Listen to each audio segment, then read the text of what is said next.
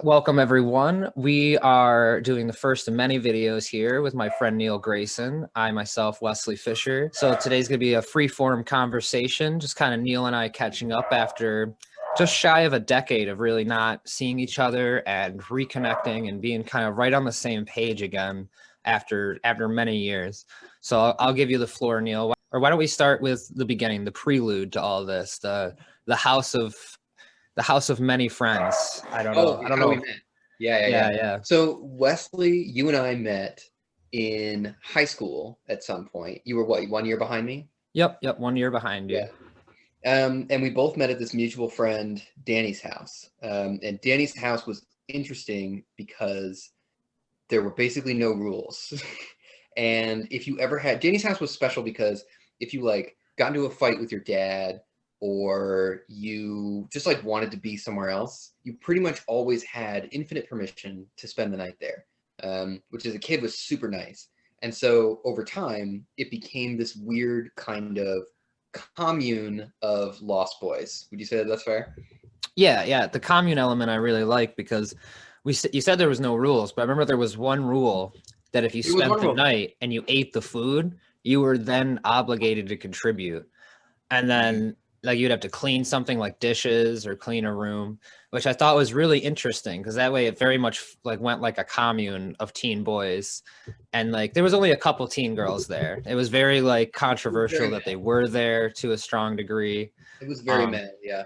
yeah. So, but yeah, I remember there was always labor to do. And one of my favorite stories actually is I went there with a couple friends of mine because we were just in town and Danny wasn't even home. And his mother put us to work that day. I think we mulched all the trees in the yard, but we had no intention of doing any labor. We didn't eat any food. We literally just showed up and she was on the porch smiling. And she's like, "You're going to work today." And we did. And we got paid. And we left and we were like, "Wait, we never saw Danny." We literally just came here and performed labor because that's just the rapport we'd all had at that point. Like we were, Mhm. yep, this woman puts us to work. We owe it to her. I'm trying to think of what's a good example of like a typical day that happened at Danny's house. You know what I mean? All right. I was thinking like you wake up on a floor somewhere or in a chair. Yeah, You're on a floor in the living room or the basement or right. this little computer room they had. And you're on the floor because three people are on the couch. Yeah, there's And already like on too top of many the people on the couch and a chair. Like everything else is already taken. There's wall. just that many people. I remember at one point I think there was 8 people in that one like gaming room upstairs, 8 or 9 people. The whole room was just like you couldn't walk through there without stepping on someone. Right. And then yeah, there was always like at least a couple people in the basement because there was a couple couches down there. So yeah, you'd wake up and you'd kind of reestablish what room you were in, and you'd wait until the food was distributed. You'd get up and you'd start playing a video game or something, Always. and Yeah. and like you'd kind of wait for Danny to arise and for some type of like group meal to be established, like something you were allowed to eat. Because I remember there wasn't like free roam. You couldn't just grab food out of the cupboards, Right. and like there was like a I would special never fridge we let. weren't allowed in. Sorry, what? There was that special fridge we weren't allowed in to some degree. There was like an extra Yes, you're the fridge second in the fridge. That's other right. living room. Yeah. Yeah, Yeah. Danny's family has this separate room with like a curtain that you're kind of allowed in, but it's highly discouraged. Like Mhm. That's that where the was actually laundry the was nicest room in the too, right? house. What's That's where that? the laundry was too, right? I'm sorry, one more time. That's where the laundry was, wasn't it? Yeah, I think it was right by the laundry room. I remember Val had her own like entrance into the house, even kind of from the Oh my God, side. that's right. Yeah.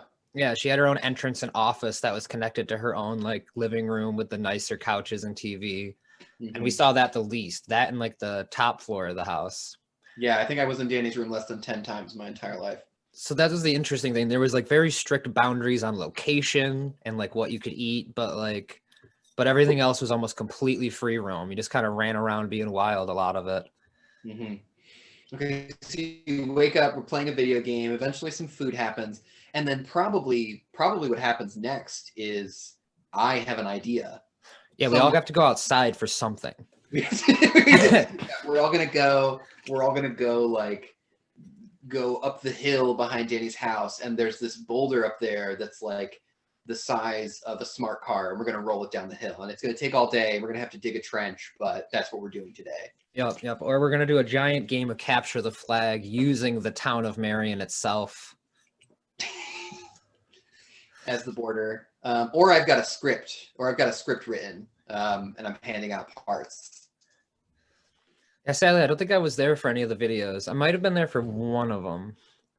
I don't think it was any of the ones that made it online. I think you were in one. I think you were in. We did a historical. It was a musical reenactment of the American Revolution. I'm pretty sure you were an extra in that. Oh, that does sound very familiar.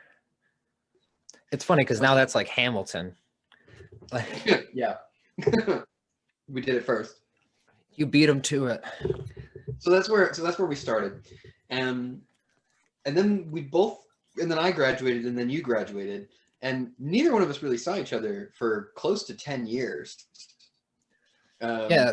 So you graduated first. Where did you go? Where was like your first year out of high school? Well, so do you want me to do my side of the story first? Let's go like 1 year at a time. We'll both go like. Ooh, okay, because it's important. Yeah, I feel like it's important to point out that you and I didn't talk for 10 years, and then we reconnected at Danny's bachelor party, had a great time there, and then had like 2 conversations, and now we're doing a podcast, or now we're making these recordings together. Yeah. Doing this face first on purpose. So the first year, yeah, after high school, I went to SUNY Potsdam, and majored in English and education. And while I was doing that, so that was year one. Year one was defined by a couple of things. One, I started to break up with this person I'd been dating, and we'd been dating for a long time, and that felt serious at the time. And I also realized that I was studying to be an English teacher, but what I really wanted to do was write stories. I started to know that for sure, sort of quietly in the back of my mind. That was my first year. That's the quickest way I can give you my first year of college. Yeah.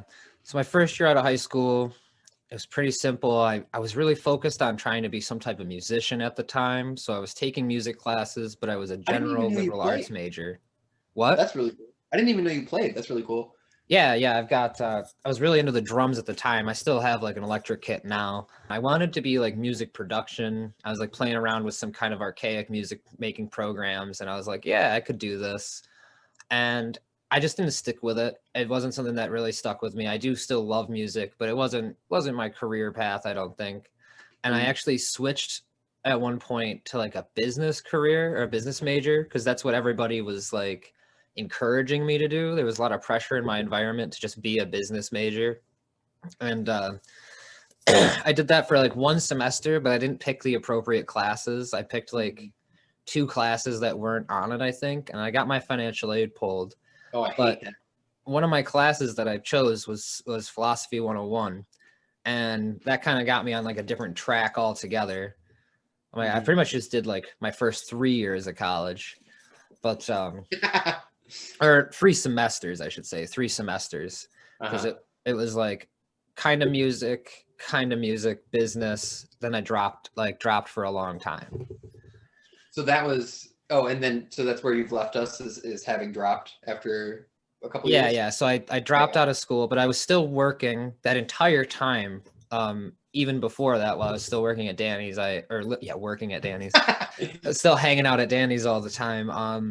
I was working at Mark's Pizza for like 5 years, and there was kind of like a party lifestyle associated with working there. There was a very we'll call it a party community. Yeah, I was just going to say, you probably have lots of good stories about food service. The most interesting stories are just about the people in food service that I've worked with, like just the unique, diverse people who are all kind of brought together of different ages. Like I had an older friend. I'm not going to say his name, but he was an older gentleman of like 55, almost 60, and he only worked there on the weekends. And he refused to do anything but deliver dishes and like chicken wings, like bagging the chicken wings.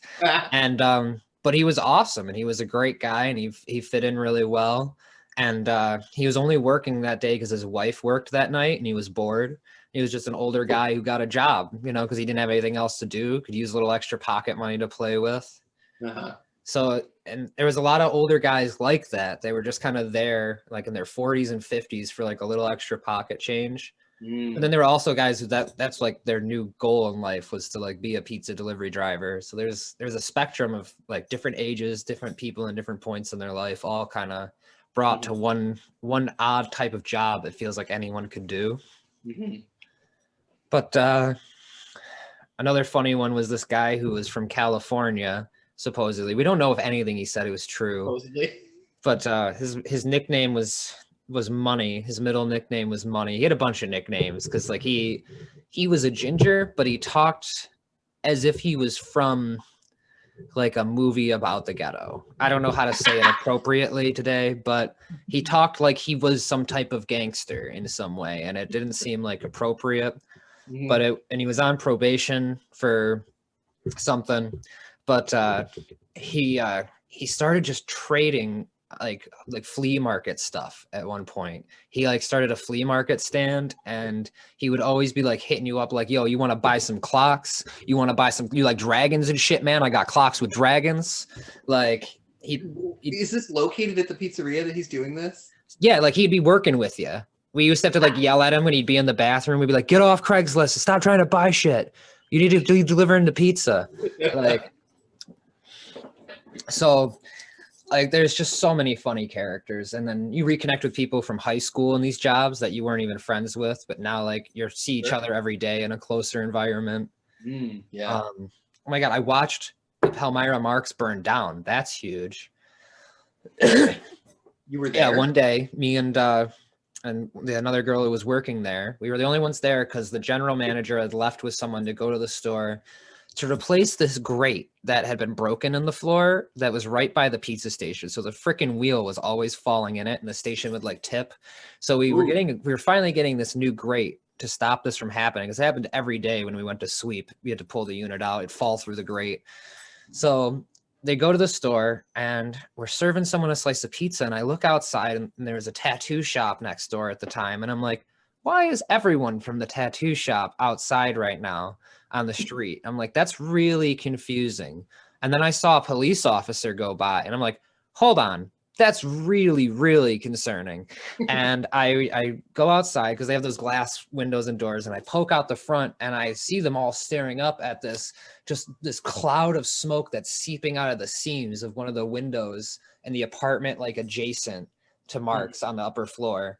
And they're like, the cops like, it's okay, we're gonna check it out, but don't worry right now. And the window pops right as he's saying that, and the glass falls onto the street. He's like, just go back inside for now, we'll let you know if we need to evacuate. Less than like a minute later, he's like back in. He's like, all right, get out. And one of the guys who worked there lived upstairs, and we're like, holy shit, we got to get him out of there. He's upstairs with his wife and his kid and his cat. And, he ends up outside in a towel. Like he was in the shower at the time, and his shower was filling with smoke. And yeah, it's just so wild to think about. The entire neighborhood was like in the back parking lot watching it happen.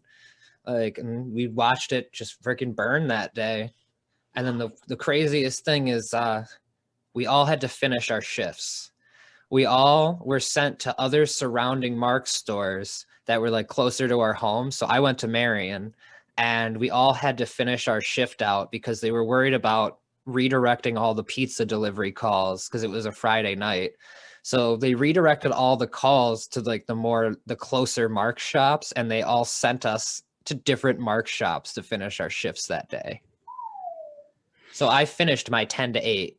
I got there at 10 a.m. in the morning, watched it burn down around 3 or 4, and finished my shift in Marion at about 8:30, waiting for them to call to let me off. You were working fucking 10 to 8s?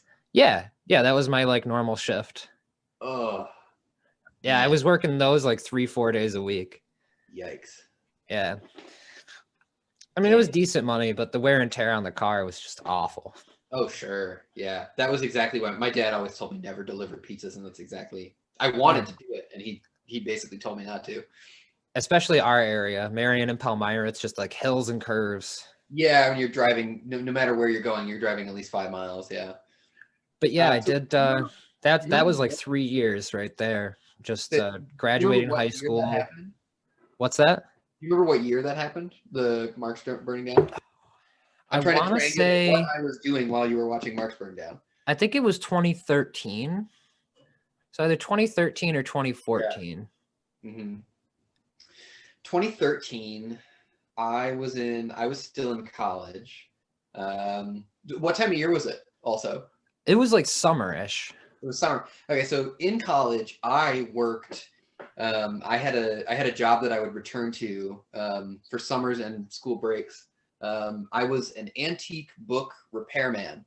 So I would glue. I had this guy. I worked in Webster for this guy named John, and he sold rare and antique books. And he has a bookstore. He still has a bookstore there called Yesterday's Muse. Oh, is it the one that's in a basement? No, I Oh, don't know. okay. It's not the one that's in that old church. No, but that's just down the street. Yeah, that one flooded a few years ago. Oh shit! Well, bookstore in a basement. But so he didn't want to give me the job initially, but I just went and I just returned to him like 6 or 7 times asking for a job because I really wanted to work in a bookstore.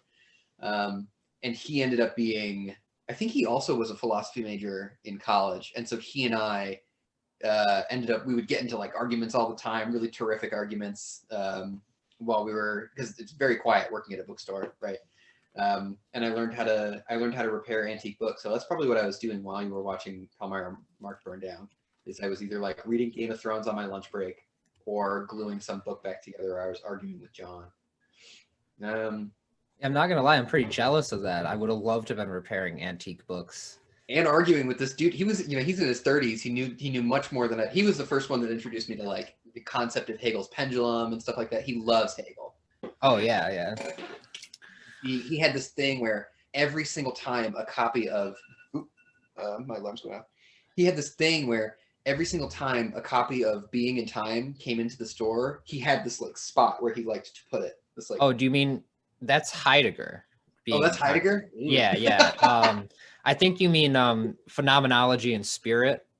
No, I do mean Being in Time. It was Heidegger. Okay, yeah, that's definitively Martin Heidegger. I have it around the corner. I could pull it out.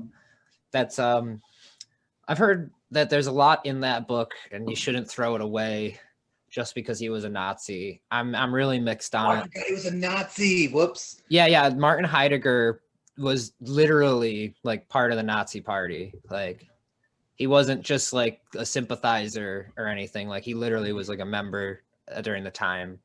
All right, I'm gonna go. Oops. Yeah, well, hey, that's the thing. He still added to philosophy, and you don't want to throw out the baby with the bathwater. Sure. Like people make mistakes. You could give the environment a little bit of credit for that. He was kind of probably doing bad things, but people following orders, yada yada. Sure. Not and necessarily the best validation. It's very beneficial. It's probably very beneficial to take say Being in Time in that context and read it and say, okay, this guy's a Nazi. This is what he says about time. That could be super interesting.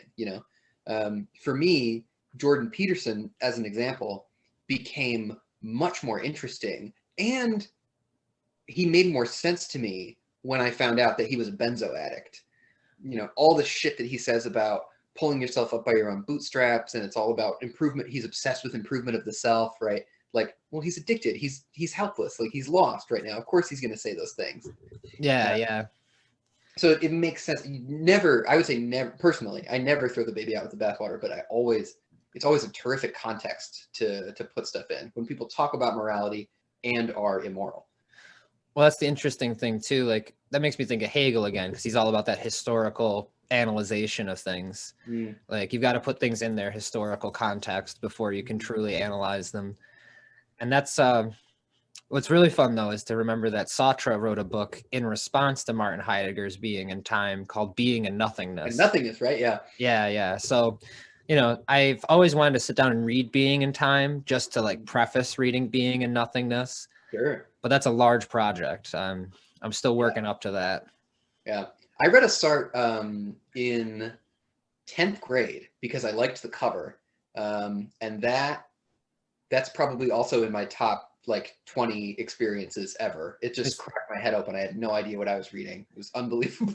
Do you remember which one it was? It was Nausea. It was one of his novels. Oh yeah, Ad Nauseum or whatever. Hmm. Yeah, that's like his big novel. I haven't read any of his novels. I've only read excerpts of his philosophy, and then I think I read all of Existentialism is a Humanism, Uh-huh. which is like this long-winded debate that he had with a communist thinker, like during a public speech. Hmm. But it's often cited. It's got some good stuff in there. It's where he gets into this big point that existence precedes essence and not the other way around. He believed that like existence was real and that's what created like the essence of things, not like Sure. essence created the existence. Hmm. Yeah, that makes a lot of sense to me. I've been doing a bunch of meditating lately, and I feel like Sam Harris says something very similar, which is like experientially, like existence kind of has to come first, and everything else is an appearance in consciousness. I think that's good if you have to have a first cause though. So, but I like to take it kind of add an infinite reductionism to it, or an infinite, I forget what they Mm. call it, infinite regress to it. Uh-huh. Because like yes, if it's in one instance, it has to have a beginning and an end, right? But the end is just the beginning of the next cycle.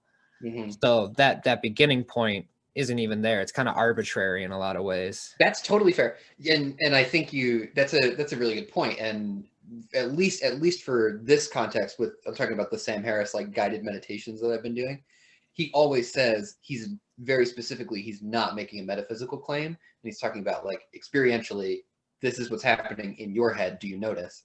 And because you're right, otherwise you do end up kind of chasing your own tail.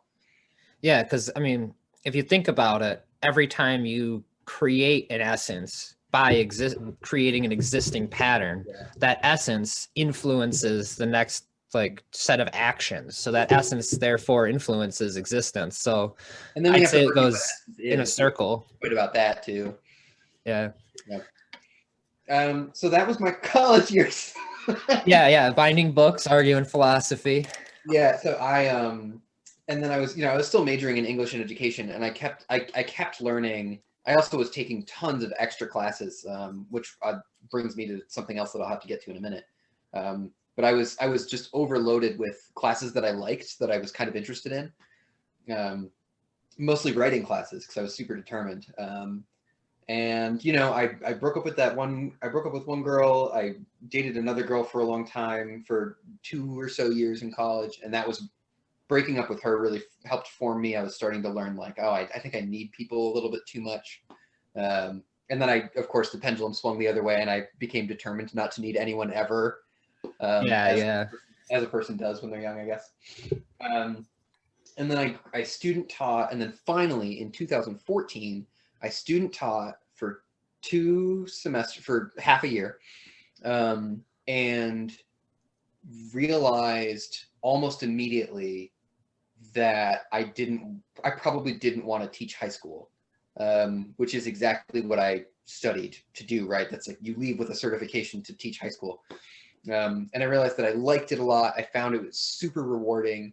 And I was almost certain that over time it would break me. And that was not, that was really intimidating.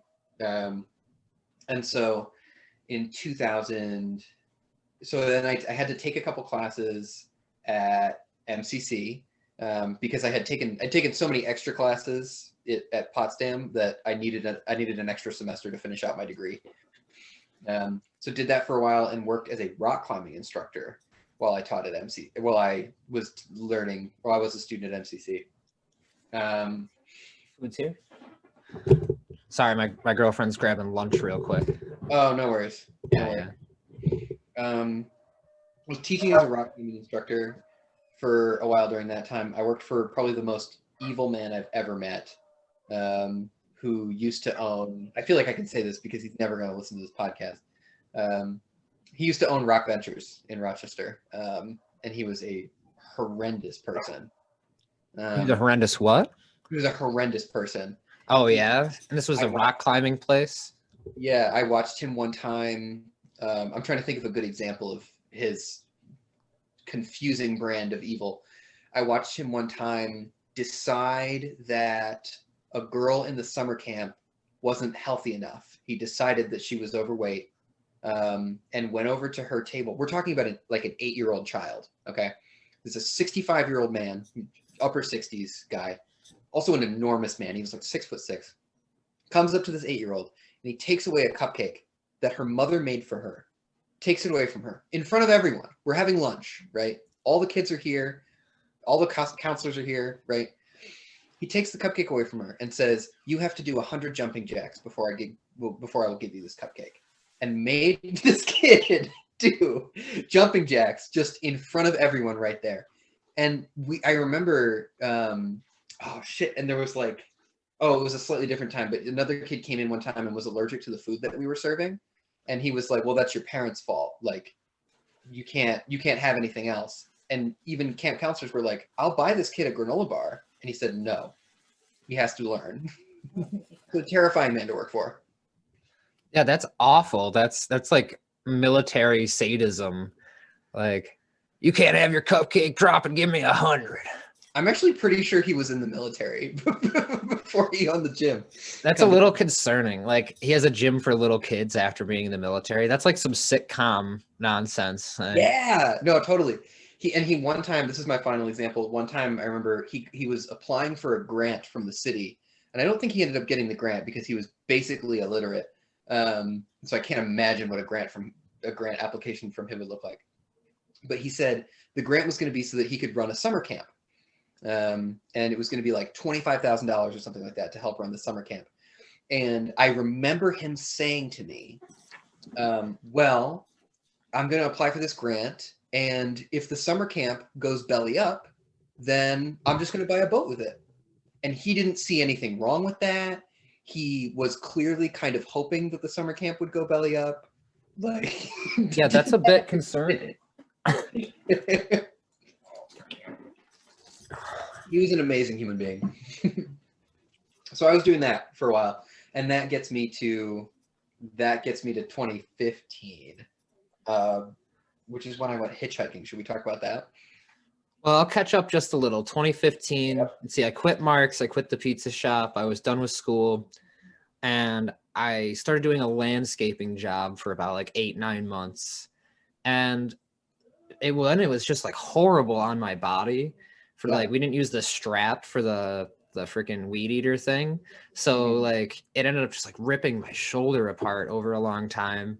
And it was just like a very long day. And I was making above minimum wage, which was like better than Mark's, but it still was not like very much for when I think about the labor I was doing. Yeah. And it's nothing against the guy who had me doing it, but, that was a weird experience because we did a lot of wealthy people's property. And that was kind of when I came like full face first with like wealth inequality. I don't want to get too much into whose property we were working with. They had like a lake house and like an atrium full of like exotic pets, like, and like, oh my gosh. And then they had like a normal house and it's just full of like statues in the yard and like just so much like expensive art just like sprinkled about. Like the yachts and things just like collecting dust because it was their lake house. Like a whole full staff of employees just to monitor the property, keep it in its current condition. And I was just like blown away by that because we were like 3 hands subcontracted. Like the employees of her employees were subcontracting us. That's terrifying. And I only did that for about 9 months. And then like my dad and I had this agreement where I was borrowing his car only until it like started to snow. And like, they really wanted me to buy a new car so I could shovel snow for them all winter. And I just didn't. I was just like, I'm not buying a new car yet. I saved all the money I could. And I was like, yeah, I'm not buying a car to drive it in the winter. That doesn't sound good. I'll just take 3 months off. And that was one of the best decisions I ever made, really, taking like a few months off. I enjoyed it. I kind of like rebuilt myself in a lot of ways. And then I got a job at Walmart, which was like incredibly good for me at the time. Like I just fit in really well there. It's like a job that's simple that I can like micromanage in my mind and do really well. Oh, so it didn't like break you? No, not right away. Walmart was actually like really inspiring when I first got there. And I know that's going to sound weird, but the reason it was inspiring was I should start from the beginning. Like, you know, I got the job and the interview was one question. I feel bad. I hope I'm not like outing them in any way, but the question was like, what is your... I invite you to out Walmart in every avenue. Well, you know, I just don't know if I've like contractually signed something that said I would not, because they cover all their bases. That's fair. But yeah, they cover every base really well. And that's Mhm. part of why I liked the job. I liked it because I've been working in under the table jobs, not under the table. That's completely incorrect. All my jobs had Mhm. paid me on the table. But jobs that weren't so worried about restrictions on like breaks and things. Not very regulated. Like Marks didn't have a very good brake system involved. Right. Like, you know what I mean? They didn't have like strict parameters where Mhm. Walmart had very strict parameters. Like you took a break 2 hours in for 15 minutes, no matter what. Like you got that 15-minute break. There was no, you don't get the break because it's a busy day, which would happen at other jobs. Um, Sure. your lunch was an hour long, no matter what, and they had to let you go to it by a certain time or you would get in trouble. So you literally had this reason to like totally tell your manager, like, I'm sorry, nope, I'm not doing this for you. I have to go to lunch by 2 or I'm in trouble. So Mhm. there was a And lot of that's cool parameters that were there to defend the employee. this might be a bit of a dark read here, but I imagine that sounds to me like Walmart is really looking to be able to say, well, we're not abusing you. You know what I mean? In a way, and you know, and the means kind of justify the end in that sense, or the ends justify the means in that sense. Like, you know, maybe they're making Walmart look better for the wrong reasons, but they're still taking better care of the employee. And that's what I noticed. Fair. I was like, I've been taken care of. I'm actually getting the breaks I want here. Like, I don't have to like make a case for the break. Like at Marks, the rule of thumb was like, you didn't really get a break unless you were a smoker. Like if you smoked cigarettes, you got a break. And that's kind of a weird pseudo consistency in the food industry. It's never a Totally. policy, but Yeah. it's kind of a social thing. Like if you're Yeah. taking a break and you don't smoke, people are like, why do you need to stop? Like, so like that was really nice. And there was food to eat there. Walmart had bread and peanut butter and jelly in the break room. They had wheat and white bread and two different types of peanut butter. So, and there was a break room with a fridge and free coffee and free water. So it was kind of like, you know, I never had a job where if I didn't bring a lunch, I didn't starve. Mm. And so that there was a lot of things there, but I should go back to training. What I liked about training was one of the first things they told me was we have this weird philosophy about or this philosophy about the spark, which is like their symbol. If you look, they have that like yellow star. That's the spark, and to them that's supposed to represent the spark of inspiration within the individual. And we want you to bring your spark to work, they would say. So whether it's like your kids that you're here to support or your education that you're here to support or whatever it is that you have this job for, we know it's just for money in the long run. We don't want Walmart to be your inspiration. We want your inspiration to be why you work hard at Walmart. So, Wow. so That is that really spoke to me. in terms of covering your bases, that's really brilliant, honestly. Yeah, that kind of spoke to me a lot. And they had this cheer in the morning. You've probably seen like the funny video online where they do the "We Will Rock You" version of it. Oh man. But the cheer is just like, give me a W, A, L, squiggly, M, A, R, T. Give what's that spell? Walmart. Whose Walmart is it? My Walmart. Who's number one? The customer. And I started to lead the cheer because I was like, I was really into like studying cults and stuff at the time, and I was like, oh my god, this is like a capitalistic cult. I This was gonna is say like this is why Walmart's the most powerful thing in the world. Like, and I took things in stride. Like they have the most employees in the entire world. I'm like, they have the largest army if you really think about it. Like, so I doubled down. I buckled down and doubled down on the Walmart for a long time, actually. And I was rewarded for it. I was seen as someone who like took in Walmart culture and really liked it. And I got a lot of praise. I even won an award my first month there for best customer service. And they actually had to wait till the second month to give it to me because you couldn't get it in your first month officially. But they said there was just so many recommendations for me in the box from both employees and customers that I needed that award. And, you know, I started leading the cheer. And some other things really spoke to me in their flash videos I stuck with. Like they advertised how they were really like stickler on recycling. They compost all the wasted meat and vegetables. They separate cardboard and plastic. So they were like, we are trying to make the earth greener. And then they had one about like letting local farmers set up stands in Walmart to sell organic produce. They're like, we are all about organic produce and local farming. And I was like, they were talking about bringing back American manufacturing in one. And I was like, man, this is like if Walmart was running for president, I'd feel like I had to vote. Like, I was like, Walmart's kind of assimilated to my agenda already in like a weird dystopian way. Yeah. So there was a lot of positives, and I ended up getting not necessarily promoted, because you can't be promoted in the first 6 months technically. They can't switch your job, but they can add a second job title. So I went from being like the morning cart pusher who collected carts and was like everyone's little extra handyman, because I would just listen to the walkie-talkie, and anytime someone needed help, I'd like jump on it. So I went from that to being like a morning stocker, which I loved. I loved stocking things in the morning at like 4 a.m. because I was really good at it. It was simple to me. Just scan the items, take them where they go, put them on the shelf, return. Yeah. And I was like really well exceeding there. And I was put there because they wanted me to learn the back of the store because I'd been learning the front of the store. And then management changed one day. The general manager, who was very fond of me, moved to a different store. Next thing you know, several of the assistant managers moved, and the remaining ones that really knew me well were moved to like the night shift, the overnight shift. So all of a sudden, like my entire reputation was like gone. My reputation had just been like eroded, and I was just a cart or a stocking person. And then they decided they were going to call me every time they didn't have someone for the parking lot and take me off of stocking. And it pretty much became my job again. And then at one point they were talking about how desperate they were in the deli. So I took it. I just jumped on it. I was like, I'll take the deli job. It's a raise. I need more money. And then the deli was a nightmare. It was understaffed. It was set up to have like 4 people in the morning, and they would schedule like 2. And then one of them wouldn't show up normally. So I'd be like alone for 3 hours struggling, trying to run like 2 counters.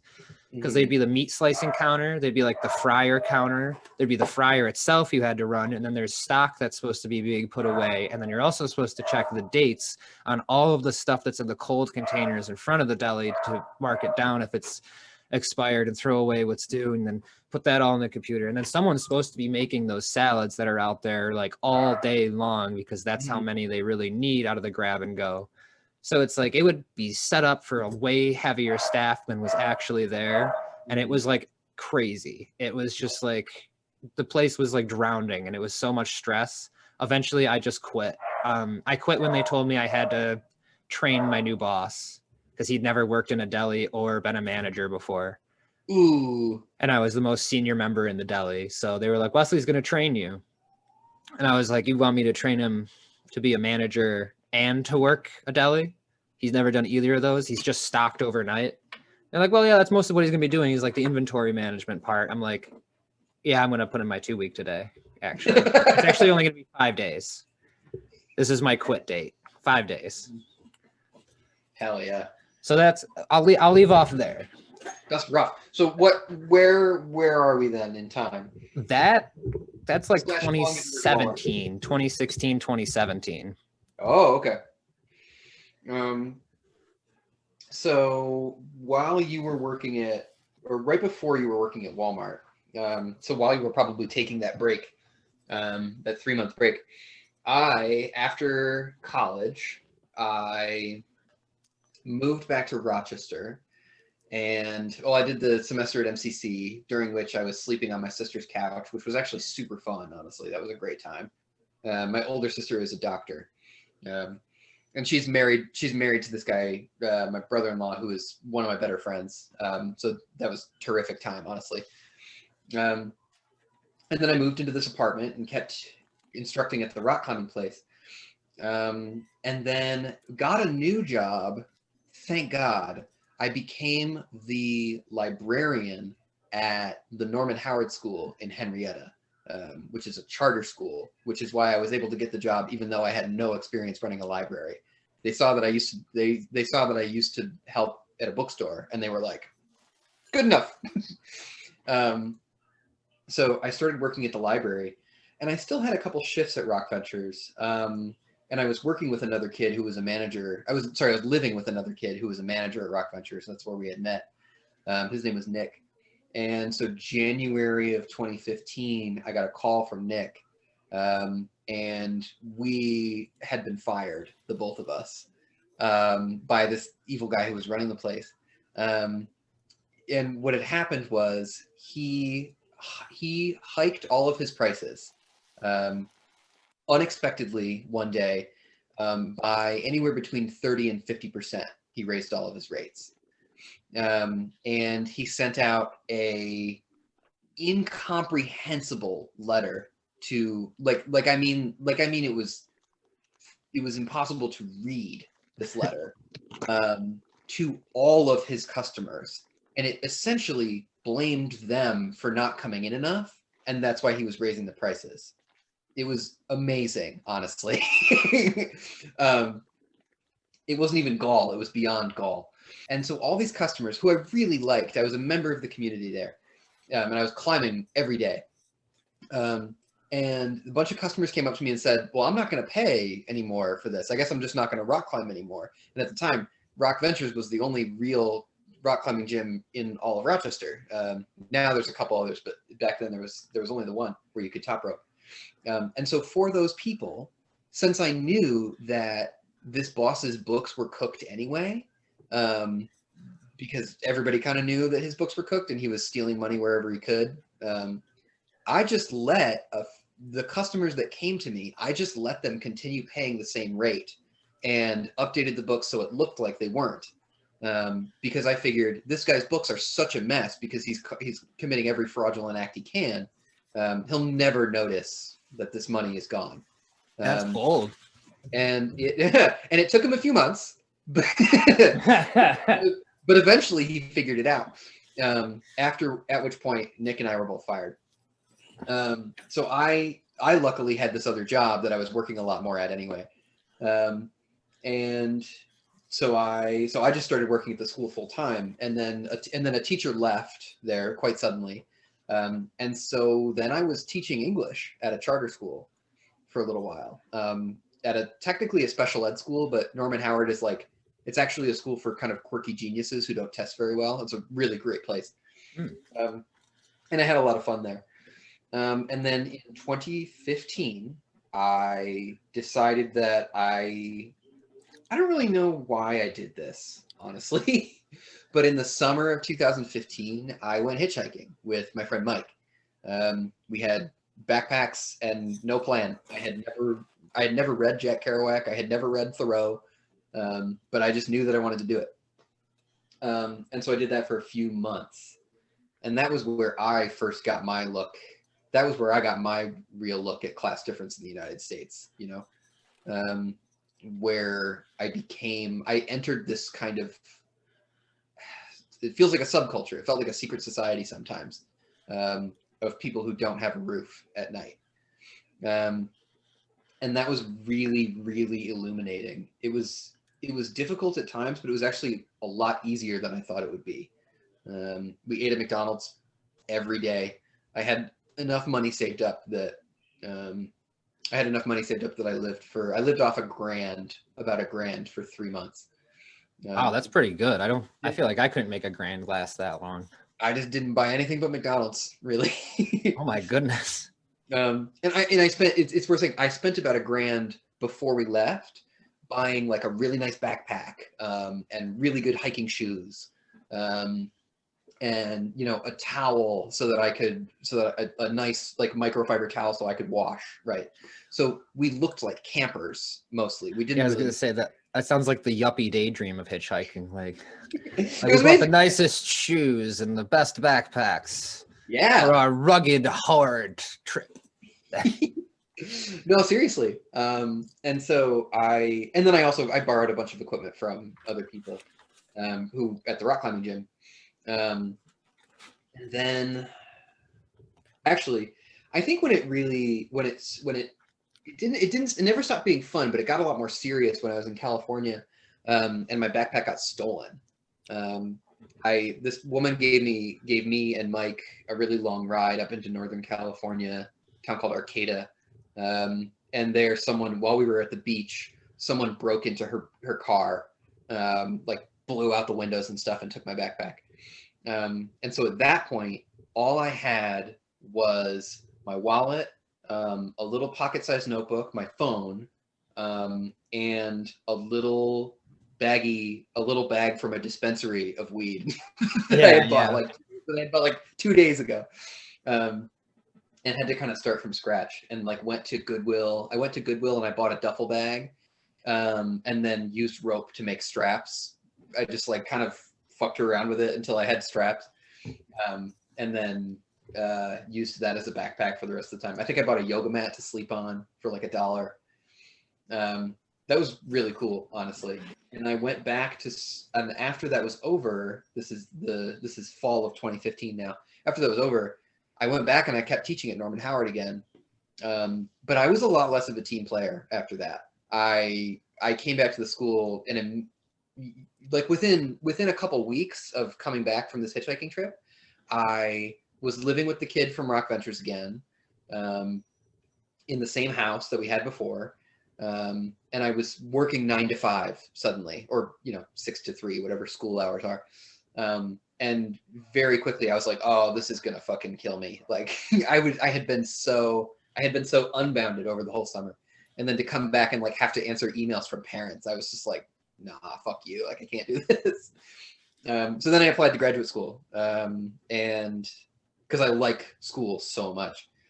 And got a fellowship offer from Ohio State, and I super lucky to get that, honestly, because I got to go to grad school and not pay anything for it. And so then in 2016, I left New York with my girlfriend for Ohio, and did that for 3 very long years. So that puts me at 2016, you said? Mm-hmm. All Is when right. I left for Columbus. See, so 2016, I was just finishing up at Walmart. Mm-hmm. That was also when I started what I call the cult. That's right. So that's a fun story. I'm gonna leave names out just to be respectful of these people, but so a friend of mine who was working at Walmart at the time too, we were both really into philosophy, and we've been like debating it a lot in the break room and debating it a lot in email online. And we both went through a breakup at the same time. So we started hanging out. And one thing we were both really into was Nietzsche. And I was really into like Nietzsche and Machiavelli and a lot of like power game philosophy. So I was like, what we should do is start like our own social club of mostly people that work at Walmart and try to like have a pseudo cabal to rise to power. And Can you just for me, can you clarify what rise to power means in this context? well, Walmart, it would be having the social power to be like more palatable or more wanted for higher position. The idea is that if we were just better, if we were seen as some higher influence by all of our peers at work, we would just be seen as higher and get to a better place. Okay. So it's kind of about promotion, but it was also about doing like our own intellectual thing too, or like we want to have sure. like a real sound hard philosophy underneath it. He was very committed to Whitehead's process philosophy, which to sum up, it's about like everything is the creative process. Whitehead's been called the philosopher and mystic because he believes religion has to be approached in like the absolute broadest sense, which he's also wrote a book called Principernica and Mathematica. So there's a lot of like interesting, hard rationalist, difficult math that's involved with his philosophy. Interesting. So, I was interested in that, but I wasn't like married to it. I was very much about like trying to teach some level of personal agency at the same time. Like I wanted to kind of teach people how to be leaders too. Like one book I was advocating for was 21 Irrefutable Laws of Leadership. One big element of us, I kept trying to push like self-help books for people to read so that they could like really benefit themselves. I really wanted to actually be giving something back to these people too that they could really use, kind of like a lead the horse to water, but it's their choice if they drink kind of thing. Yeah. So it wasn't then like it was a betterment. It was My head said betterment scheme. I don't know if that's fair or unfair. Yeah, it was more like a club with like a slight betterment scheme with a hard focus on philosophy and various religious concepts. And not really a unionization component either. Without what? Not really any component of like unionization. So that did come in at one point. So the first official member besides me and the other creator was a very good friend of mine, and I actually think I can use his name because I know him so well, is my friend Brian. And he's very much into very hard scientific perspectives. He's really into like Chris Hitchens and stuff. He's very into rationalism. He likes to talk about quantum theory and multiple, not so much multiverse, but things of that vein. Like he's very interested in things like string theory, the Higgs boson, all like the hardcore like science truths that have come out in the past like 30, 40 years. So there was a lot of bonding there. We all, you know, we all were kind of interested in that. And I learned a lot about that from him. And he was the first person to be willing to throw money into the pot. So we were throwing these parties every week and we were asking for donations, but we convinced Brian to be the first one to start paying like I think it was $30 membership fee. How many people are at these parties, just so that I have context? Like 10 was the most. Okay. They were very small. They were very small parties in, we'll call them number two's apartment. Not Brian, but the other co-leader here. So we had small parties like every Friday for a little bit to kind of try to rope people in, get them interested and get them talking, feel people out. It was kind of like the vetting process. And let's see. So like Brian was the first person to show up and be really dedicated and put money in. And then we had another individual who he was a very, very, very different like intellectual vein, very different ideas, very different upbringing, but he was really into the community aspect and he started throwing money in too.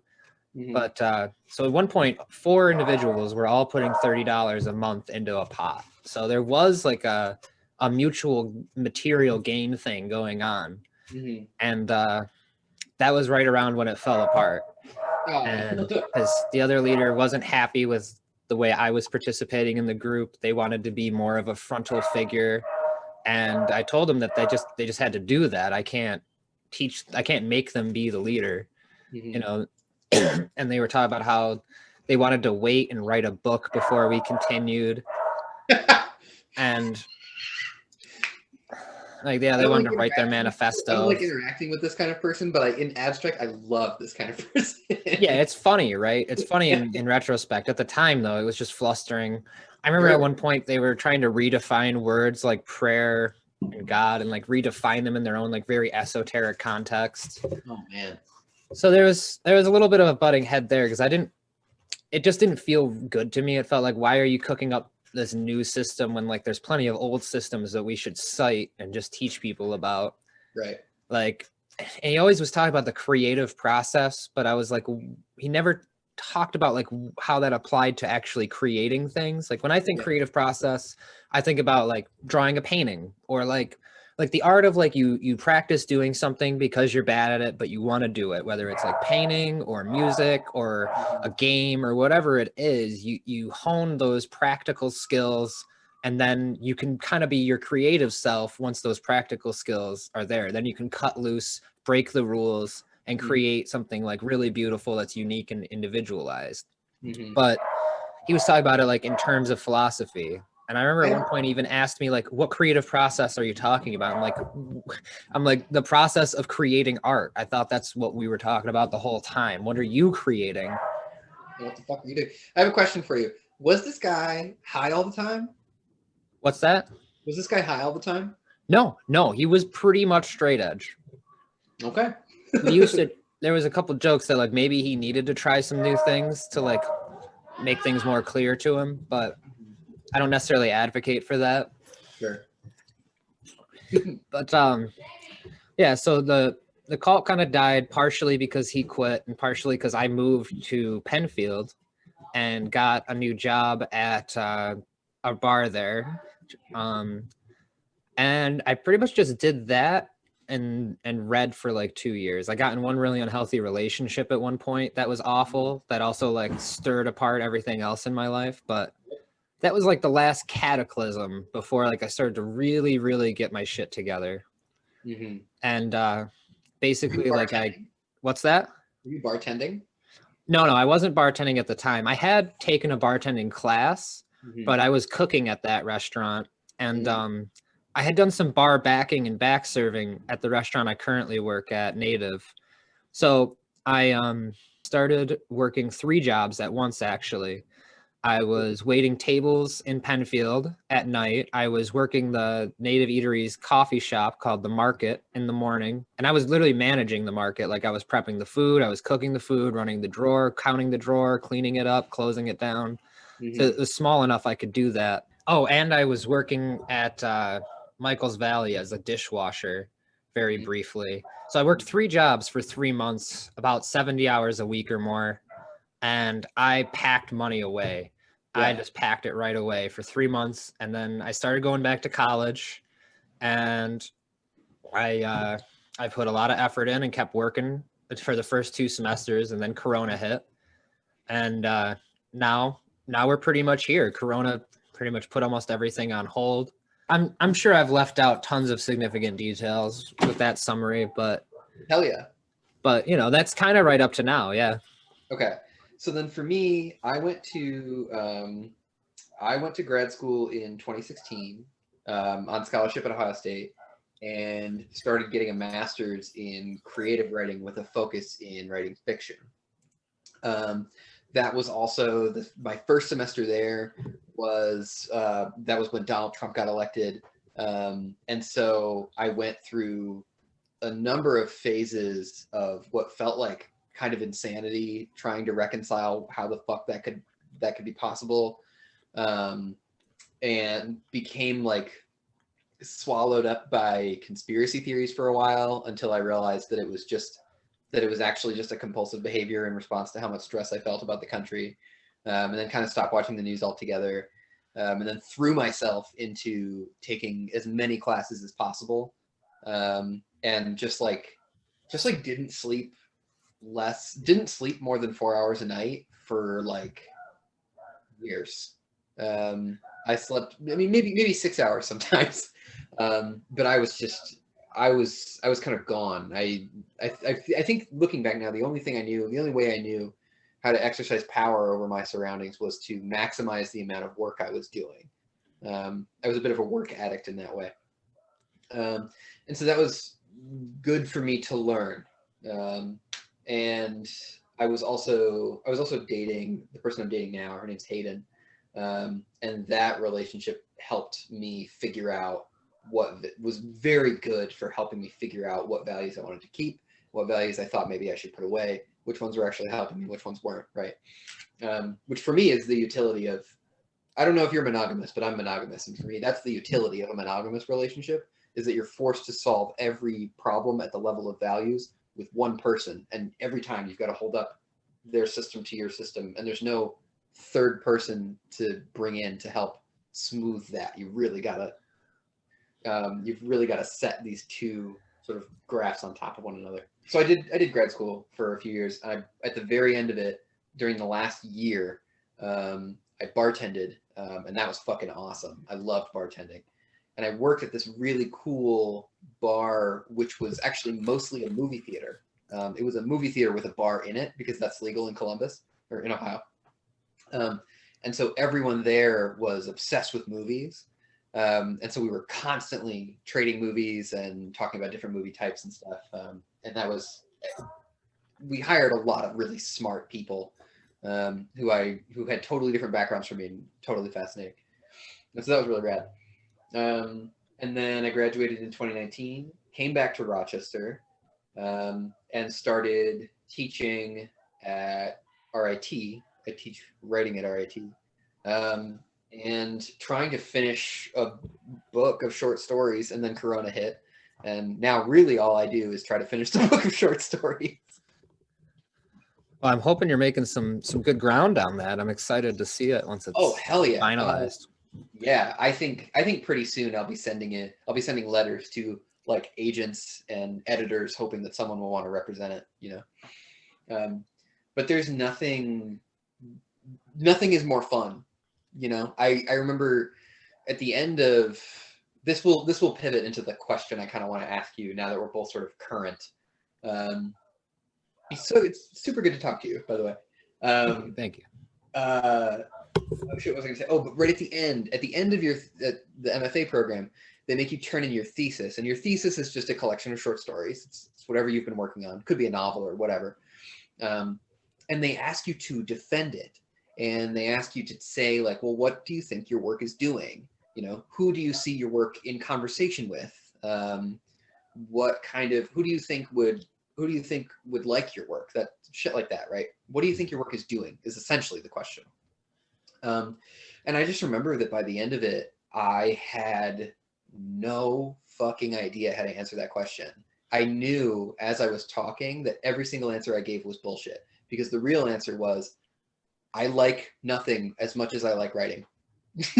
I'm writing to survive. I'm writing to be myself. I'm writing because I exist. I don't know. Like it was a completely confusing. It was a completely confusing. And now I can see better, a lot better now that I'm out of school, ways that my writing happens to interact, my stories interact with the world, right? But at the time, I was totally lost. I was totally blind to that, being so insulated within school. I think, you know. Yeah. And I've got a little bit better of a handle on it, and that brings me. And then coronavirus has given me tons of time to write, which is fucking awesome. Yeah, I wish I'd done more with my Corona time. Getting sick definitely has made it difficult, but yeah. I managed to still get all my school stuff done, which was That's good. big. Yeah, and how do I want to say this? The fact that I'm happy with the amount of time I've been writing does not mean that I've been writing like the whole time. There were whole multi-month periods where I just kind of had to accept the fact that I wasn't doing any work right now.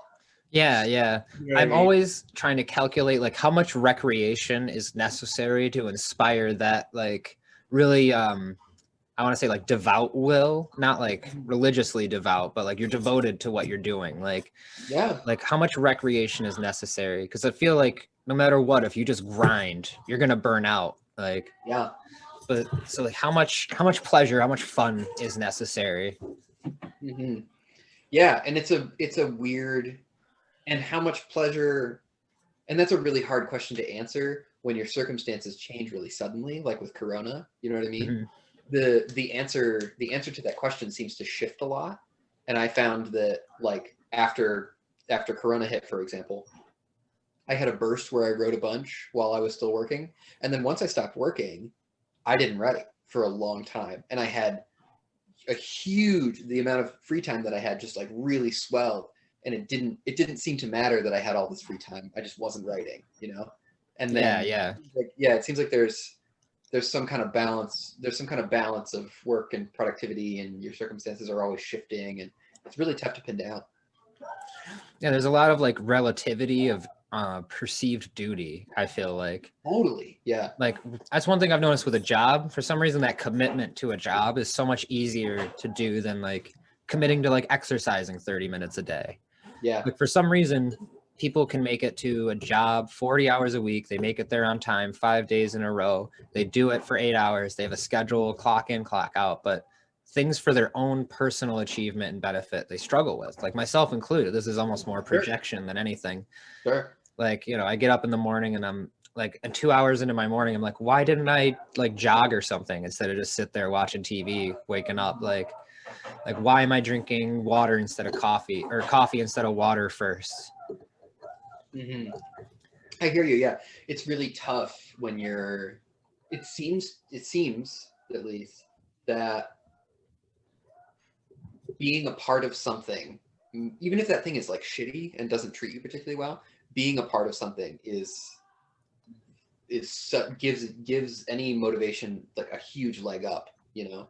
Being accountable to some other thing. You see, I can think all the time, people who are spectacularly lazy who manage to go to work every single day, and then don't do anything for themselves outside of it. And I say that with no blame. It just seems to be a thing that happens to people, Or have you ever met someone who in common conversation, they seem like they have no intellectual prowess, like they have no desire for intellectual matters, but then they get like straight A's no matter what class they take.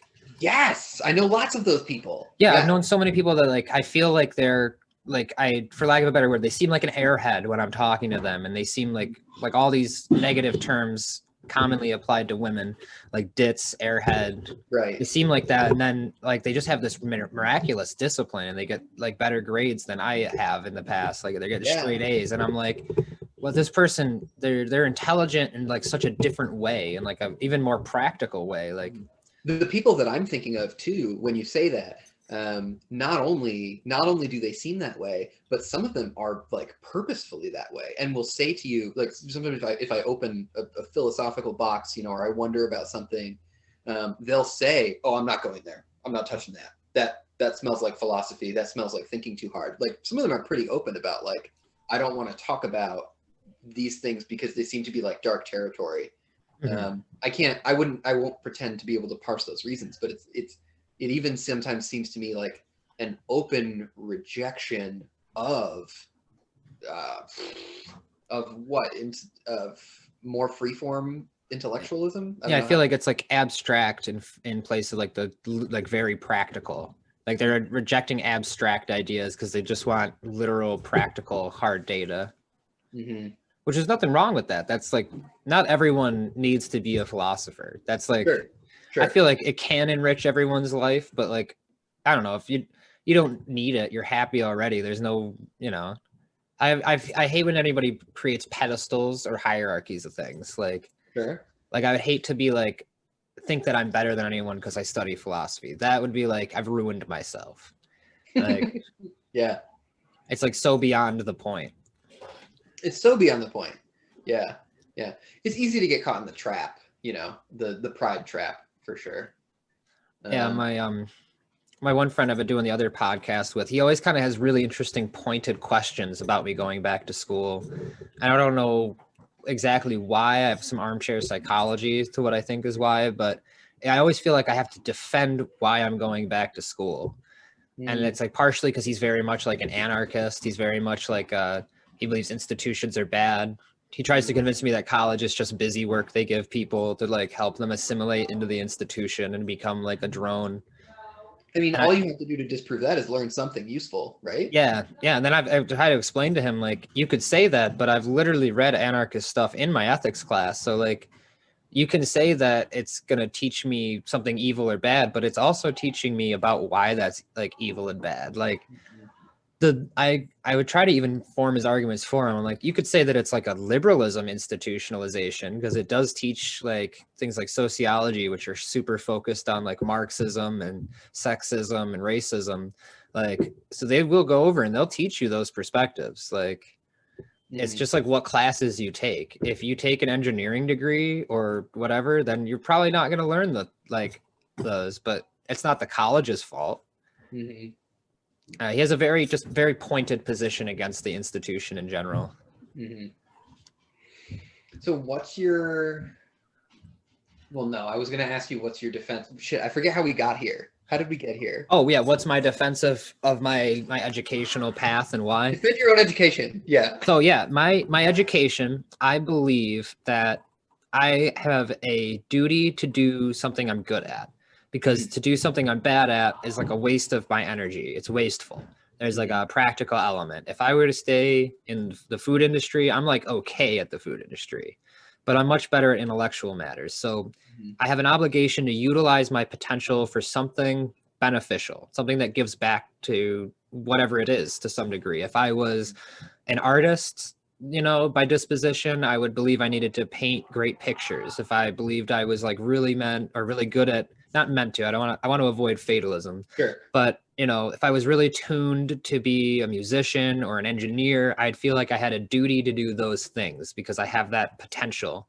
And because that potential has its own potential to create things that are beneficial in the world. So it's about maximizing potential positive output in that sense. And then we get into the ethical part. The reason that I do ethics is because I'm most interested in ethics. I'm most interested in right and wrong. I'm obsessed with like different types of political power games and why, dispositions on ethics. It's just, it's the most fascinating subject. And I believe that that interest has compelled me so deep into the subject that now I have an obligation to pursue it, both ethically and just practically, because it's the thing I would be best at. And it's the thing that seems the best to help the world. And the world's in a very odd place ethically right now, I feel. And a lot of that's partially because I was one of those people that I was thrown kind of out of my paradigms when I went to college. I like saw how much bigger the world was. I went from being like a pseudo-Christian to an atheist to a Satanist to a nihilist, like all around. Now I'm kind of back to being more of just like a deist, you know. So, and I like to call myself post-Satanist at this point because I like those paradigms and I believe in a lot of it as a personal thing, but I just feel like Satan's so encapsulated in the Western religions and Western philosophy that I don't want to limit myself to that at all. Sure.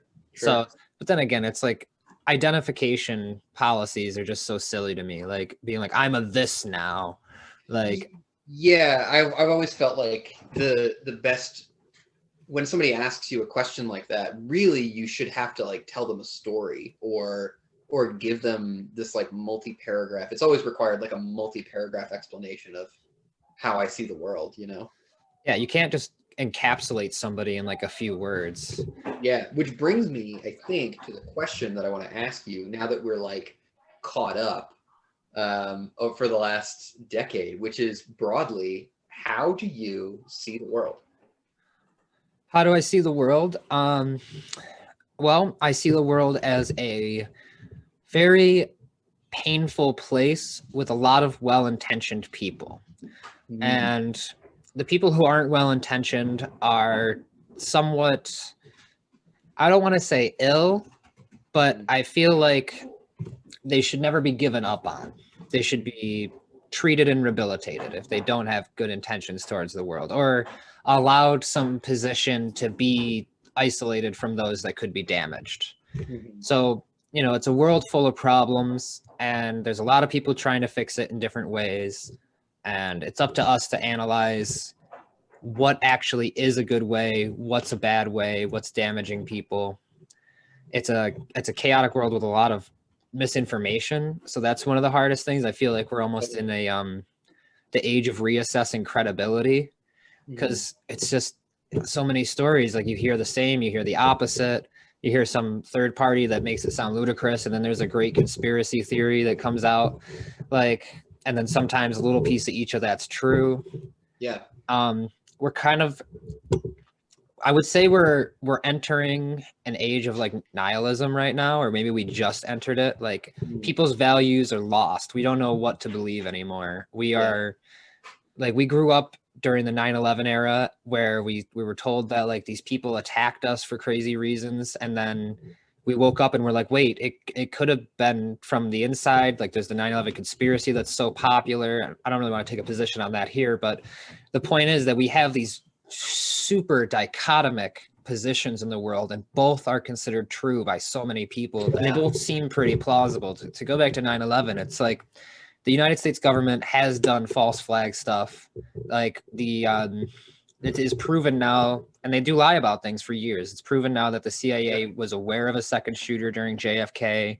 The CIA was involved in Operation Paperclip, which was like us funding the Nazis in exchange for scientists, hiding money on Wall Street. So we have all these bad things that we've done. So it doesn't seem too outlandish. I know one of them that I heard about recently. I don't know how to credify this. I believe it came up during the Alex Jones case, because he started bringing up all these things to credify how the CIA does do so many false flags. One of them was supposedly a false flag invasion of Florida by Cuba to start war with Cuba at one point. Wow. So it's like, it's crazy, you know? So I wouldn't doubt it. I wouldn't put it past the American government, but it also, like the story before that lines up. Like the American government made friends with the Saudis. Osama bin Laden was part of a rich family. He bought arms and whatnot during the Cold War to fight the Russian occupation. And then we didn't clean up and we left the place like a shamble, and they were very upset about that. So they bombed us. And they also have a lot of things tailored to not be found in Western culture in their organization. Right. So like both sides make total sense to me from like a rational standpoint. Mm-hmm. And then that leaves you like, okay, so what's the empirical data? And the common person really can't know the empirical data. We can only study like the rationality of how buildings fall and how explosives work and whatnot. And a lot of people argue that, but And I mean, every person out there can't really take. I mean, they do, but it like every oh shit, what am I trying to say here? Every guy that works in, say, like you worked in food service for so long, you can't take a confident position on how buildings fall. You know what I mean? yeah, I don't have that kind of like engineering. I didn't study architecture. I haven't studied like percussive explosives. You know, like there's so much that's outside of my own field of knowledge to like qualify that. And then just we, you know, and if that's not true, we also have like the whole Iraq war seems crazy because we never found the WMDs or whatever. Yep. So it's like we have so many things that we were told were true, and then seems like they're predicated on falsehoods, and it seems really clear that like people like Dick Cheney were extorting the system for oil. Like everything seems really clear that the government was bad, and then we just vote another one in, and we're like, well, the government's good now because I feel like voting because it's been 4 years. It's like I feel like we grew up in this vein of like, don't trust the government, don't trust politicians, and then like we gotta vote for this one because he's trustworthy, he's the one. And then that like president does something terrible, and then they're like, don't worry, it's okay because he was on our team. And then it's just every 4 years this like giant circus of rage and frustration by everybody, and then everyone goes back to like, well, it doesn't really matter anyway, it never mattered. Yeah. Makes me think I was talking to one of my friends the other day, like sports fans riot and like destroy things all the time, but politics fans don't like get into the streets as often as sports fans. Yeah. You hear about like Philly fans destroying things every year. Like I felt, yeah, it's that has been one of the things that you brought up has been my kind of one of my central problems over the last few years. And one of the reasons that I just don't watch the news anymore is because it started to feel, it was that notion of every single truth that's presented has an opposite truth that if I spent enough time looking at it might seem just as plausible, you know, with your example being 9/11. But I feel like also, for example, there are two completely different American stories being told right now. There are two completely different versions of this country that are like existing simultaneously in people's heads. And I'm talking about like the conservative view, the Trump supporter view, and the non-Trump and like the Democrat view, right? So you're talking about like the kind of nationalistic patriots who were like the founding fathers were these untouchable heroes who could do no wrong, and now we've created this empire of freedom, and like there shouldn't be political correctness. Right. And basically the only thing I can guarantee is that every single fact that is important is going to, on the internet, is going to spawn a rabbit hole of contradictory information around it as other people try to grab onto the narrative. Like the only thing I can guarantee is that there's a million pieces of misinformation for every piece of information. And that as a citizen who normally has a job, and a family, whatever, the only thing I can guarantee is that I don't have the time to chase down the truth. Not even every time that it matters. You know what I mean? Yeah, that's like the scariest thing. We really just have to use different sources that we hope are true. And that's part of why I checked out with the news for the most part too. I try to listen to NPR, but that's about it. I don't like listening to most corporate news. I kind of just catch things as they come around, and then I try not to debate them because like you literally have to do a good amount of study to really know what you're talking about. Have we ever talked about Obamacare, my Obamacare story? No. Okay. So it was 2000, I think 8 or 9 when Obamacare happened. And I remember I was for a high schooler, I wasn't in high school. I was a junior or a senior in high school. I was pretty politically engaged. You know, I read the news. My parents are big. My parents really like to argue politics and stuff, right?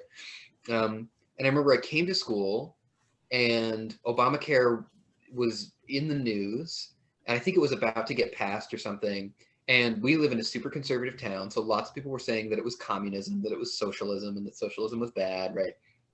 And a lot of other people were arguing for it. And I remember I went on my lunch when I had lunch. I signed out of lunch. I got permission to get out of lunch to go to the library because I felt behind. I felt fear. I felt FOMO really hard because everybody was arguing about Obamacare, but I didn't know what it was. Not really. And so I go to the library and I get on a computer and I'm like, all right, I'm going to read Obamacare. I'm going to pull up the document and just see what the thing is. And then I can make an informed argument. And 2,200 pages. I went and I found the fucking PDF, and I was sitting there, and I like the first page loaded, and I was like, okay. And so I just started reading it, and I was like, I got maybe a paragraph in, and I was like, whoa, this is so dry and confusing, and oh man, and like I read it like 2 or 3 times, right?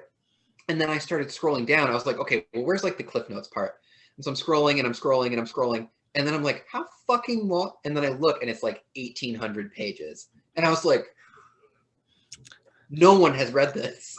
Yeah, I remember Lewis Black made the point that it's longer than both books of the Bible put together.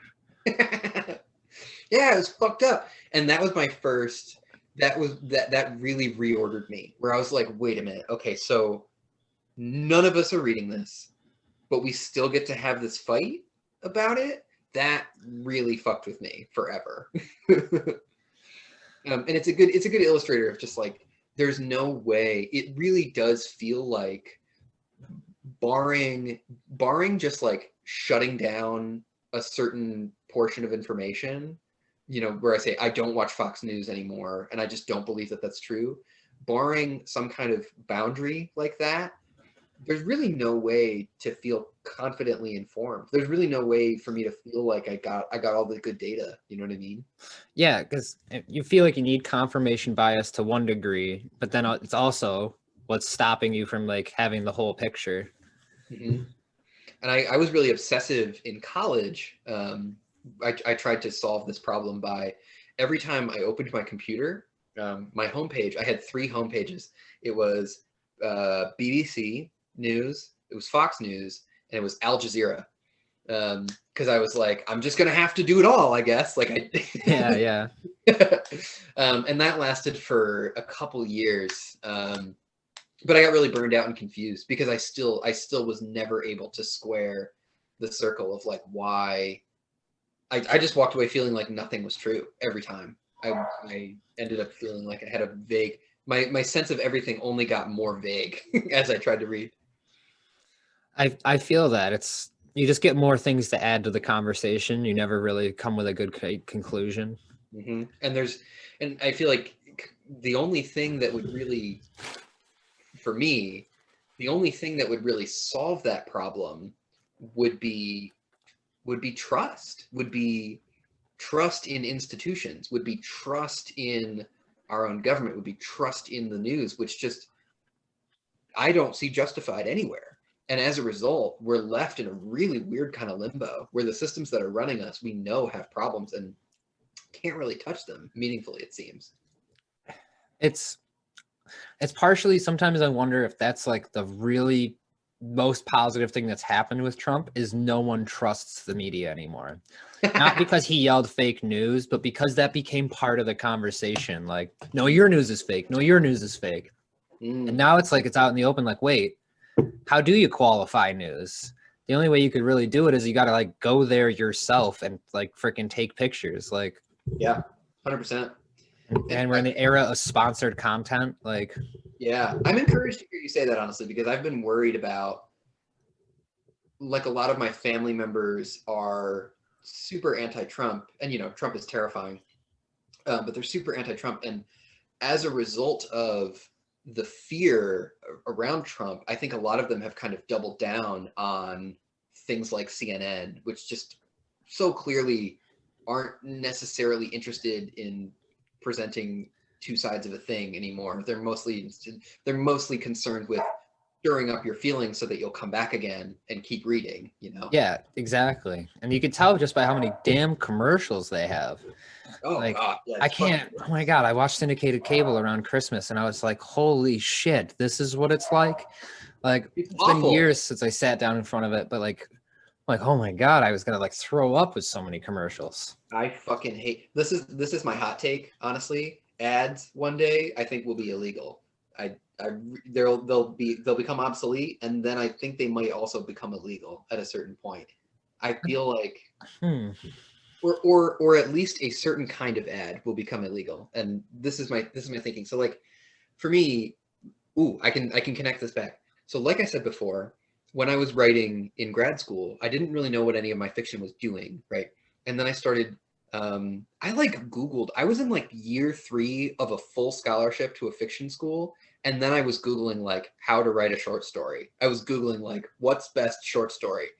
And I did a bunch of reading, and what I noticed was that what great short stories, the ones we consider to be great, they really only did like one or two things, and they, maybe they would run a language experiment, and they would say something really interesting about masculinity. And that was it. That was But enough. and my biggest joke is like, how was Of Mice and Men this eternal classic? It seems like the most simple, kind of cruel story at first glance. It's just like two guys have to leave their job in the city because one of them's kind of slow and he fucked some shit up. Yeah. Like, Cruelty and tragedy have a really interesting relationship. I think the artist is often, to me it feels cruel too when I see a tragedy. And so I was noticing, okay, stories really only have to do a couple things. And then I noticed that in my own stories, I was getting a lot of enjoyment out of just like combining ideas that didn't seem to fit together. You know what I mean? mhm. Um, Finding interesting place, a person with a certain kind of value structure entering a certain kind of situation, and sort of just kind of watching the chaos or watching whatever happens as a result. Things that don't fit, I was colliding them together, and I was starting to learn what I was interested in. And then it kind of struck me that like that is exactly what advertisements do very consciously, is they want to connect your role as a dad, your role as a parent, with a truck. They want you to think that your value as a person is attached to this thing that they want you to buy. And for me, you'll see a truck ad, for example, and it's a shot of a child running into his father's arms, and there's a truck in the background, right? For me, I'm starting to think that that is an act of violence. That is, I didn't consent to it, and that if I were given the choice, I would never want to smash those ideas together in my head. I just want to value my child and my own role, right? I don't want to be manipulated. And so I think that the idea that I have consented to that is dubious at best. I was in Well, society. so what medium are you watching on? Because I'm almost going to guarantee no matter what medium you subscribe to watch entertainment, you probably hit accept a policy on there, therefore consenting to all the ads that you see. I think that's horseshit, honestly. Like, Oh, I think that's allowed. That's allowed right now, and I do it. I do it. I have a Netflix account. I watch YouTube videos all the time. Though I will say, you can see that I'm coming down on a kind of hard position. Like if an ad comes up on my computer screen, I look away every time. It's just it's sort of a neuroses at this point, probably. so I But got to be devil's advocate a little. Do you mhm, ever get ads for things that you really want that benefit your life? Like a tool or like sure. a piece of electronic equipment that really like is something you needed that you didn't realize even existed, but you're like, whoa, if I didn't get that ad in my Facebook feed, I would have never found that shirt I really loved, or I would have never found that computer mouse or whatever it is. Yeah, I won't say no. That's a good point, because I can think of, for example, sidebar ads for music that I've clicked on totally on a whim, and then they ended up being my favorite album for a while or something like that. Um, So like I think there's so a that definitely way to happens. use the algorithm for good. That's all I really want to say, because I feel like the idea of narrowing down advertisement actually sounds awesome to me, because then I'm only going to be advertised things I might want versus I'm being advertised things I never wanted, but now I see them so often I consider it. Hmm. Like Like, I'd rather be advertised things I'd actually want to get than like have Walmart ads. Or like, one of the big jokes is like, how are toilet paper ads a thing? It's not like toilet paper is not selling, right? Yeah. So the point is, though, it's just toilet paper companies have so much money that they literally compete with each other over ad space to like sell more than the other toilet paper company, versus like an algorithm ad is going to be like a uniquer thing, possibly from like a boutique shop or a more independent seller. Mm-hmm. I won't say that they don't have utility, because that utility definitely exists. And I have definitely found things before based on my search history that I liked. I think I would like to consent to being shown those ads though. And not just as like a price for using the thing, whatever the thing is. I don't, shit, what was I going to say? But it keeps bringing me to like all these things about settings though, because like Facebook, you can literally change your ad settings. You can go in and like change your political stance. You can change all these different things that they keep information on you to like give you ad settings. You can block cookies. There's like, I feel like there's just so many like levels of where we do consent. I think what the real trick is to veto that consent. Stop using the programs until they alter their method. Mhm. And the problem I see with that, of course, is, and I'm really trying to illustrate a kind of trap that I see here. The problem is that those very same things are in themselves, they're compulsive. They're designed, they want to be addictive, you know? And for me, it's really difficult to say, I don't think I could really say that anyone can consent to using Facebook if Facebook openly wants to make itself addictive and make itself manipulative and make itself into a behavior cycle. You know what I mean? Again, that's what I'm saying. We already know Facebook's addictive, and then you have to make a profile. It's not like there's one that already exists for you that you log into. You consent to that system. You consent to that whole thing when you make your profile, add your picture, put your data out there. You're consenting for them to have that data. You agree to the policy before you make it. You agree to policy before you share pictures. You agree. You hit that button over and over again. When you make the Facebook, you agree when you make the YouTube channel. Like, I don't know, if you didn't have to literally hit I agree, I would feel differently. But that's the big thing, is you don't have to start doing it. It's like, I'm not addicted to cigarettes because I didn't start smoking them. Right. It's like if I started smoking today and was like, well, cigarettes were made to be addictive, I wouldn't feel like it was okay. I wouldn't feel like that wasn't my fault. So then what if, for example, cigarettes were somehow like the main way by which everyone communicated and gathered their own information? You know what I mean? Cigarettes are nice because cigarettes they have a kind of separateness from the social life. You know what I mean? But Facebook has worked really hard to integrate itself into our information systems. I have to disagree. So cigarettes are very much a part of social life. I knew you were going to say. And exactly what you said. What if they were the only way to get information? When I worked in the food industry, going on breaks with the boss, you had to be a smoker, because you don't go out for a smoke break with the general manager unless you're a smoker. So those who smoked and perhaps had other common vices would get closer to the bosses who had those vices. I vetoed smoking, and I also vetoed that closeness. I know that you're devil's advocating right now, but I do think you can see, right, the significant distance between the level of social integration that you're talking about with the cigarettes and like the medium itself, which is the means by which everyone communicates with each other and likes each other's photographs and gets the news, being Facebook. See, that's the thing, though. The news isn't accurate on Facebook. I don't think we should be getting our news on Facebook. And there's all these other apps. You could choose Twitter, which has less ads or different ads. You could choose to just text each other. You know what I mean? There's so many methods of communication that there's no monopoly. There's no monopoly. You could write a letter, you could read a magazine, you could go back to cable, as much as that's awful. And yes, there's always gonna be like some ads somewhere, but I'm saying there's always gonna be a veto power. Like, I don't use Facebook very much. I use it like just to call my mom because she doesn't know how to use video chat in a different way. But if I really made her like sit down and learn how to use Zoom or Skype, she would. And that's the thing. We have other options we can choose that don't cost money necessarily. It's just they're harder. They take more effort. They take more work. And I don't think we may be dependent on convenience, but I don't think we have to stay that way. Mm-hmm.